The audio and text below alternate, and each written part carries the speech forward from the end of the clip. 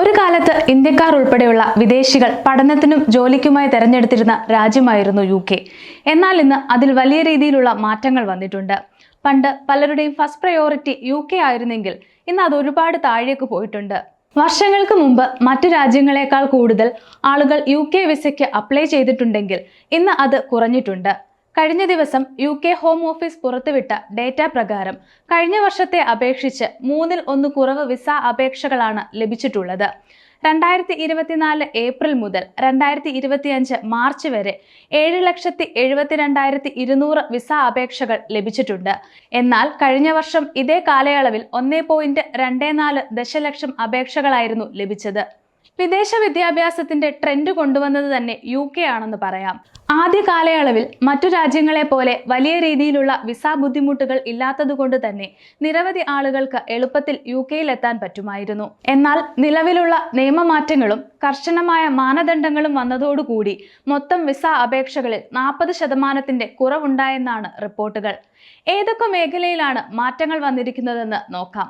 ഒരു കാലത്ത് UKയുടെ വിസ എണ്ണത്തിൽ പ്രധാന പങ്ക് വഹിച്ചിരുന്നത് ആരോഗ്യ പരിചരണ മേഖലയിൽ നിന്നുള്ള അപേക്ഷകളായിരുന്നു.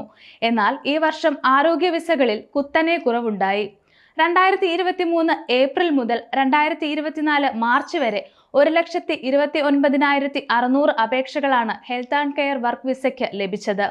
എന്നാൽ 2024 മാർച്ച് മുതൽ 2025 മാർച്ച് വരെ ലഭിച്ചത് 26,600 അപേക്ഷകൾ മാത്രമാണ്. ഏകദേശം 80% കുറവാണ് ഉണ്ടായിട്ടുള്ളത്.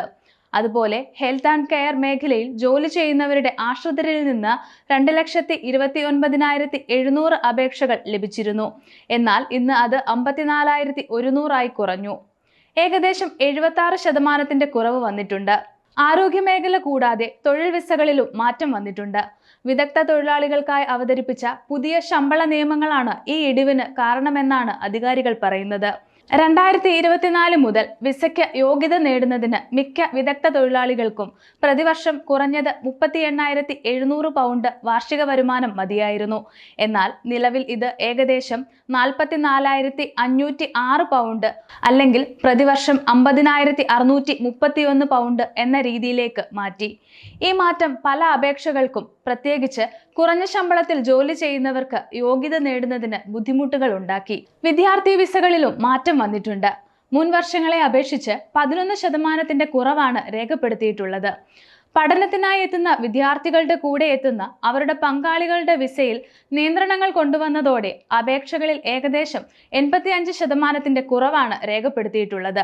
മുൻവർഷങ്ങളിൽ 1,40,000 അപേക്ഷകളായിരുന്നു ലഭിച്ചിരുന്നത്. എന്നാൽ ഈ വർഷം അത് 20,300 കുറഞ്ഞു.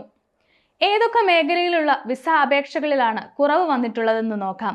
അത് എത്രയാണെന്നും നോക്കാം. വിദഗ്ധ തൊഴിലാളികൾ നൽകുന്ന അപേക്ഷകളിൽ 15.8% കുറവ് രേഖപ്പെടുത്തിയിട്ടുണ്ട്.